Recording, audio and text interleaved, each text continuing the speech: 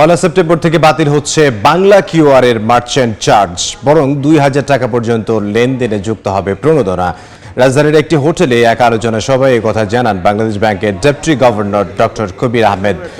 প্রতিদিন ২ লাখ কিউআরে ৫০ কোটি টাকার বেশি লেনদেন হচ্ছে বলে জানান তিনি। আলোচনায় বাংলাদেশ ব্যাংকের কর্মকর্তারা বলেন, নগদ টাকার চাহিদা কমাতে কৃষি, বীমা, ক্ষুদ্র ঋণ, যাতায়াতের মতো সব ধরনের লেনদেনে যুক্ত হবে বাংলা কিউআর। আমরা আশা করি যে এই বাংলা কিউআরের কিছু টেকনোলজি জড়িত এবং এই ইনোভেশনের নতুন যখন টেকনোলজি আসে তখন বর্তমানে ৪৫টি ব্যাংক, ৬টি এমএফএস ও ৫টি পিএসপি এর গ্রাহকগণ অ্যাপস ব্যবহার করে দেশব্যাপী প্রায় ২৭.২৯ লাখ মার্চেন্ট হিসাবে বাংলা কিউআর স্ক্যান করে পেমেন্ট করার সুযোগ পাচ্ছেন।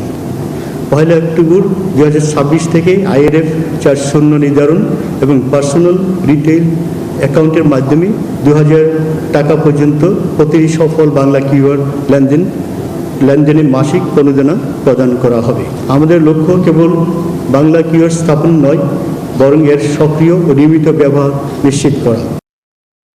4 দশক ধরে আপনার ফাইন্যান্সিয়াল পার্টনার আইডিএলসি।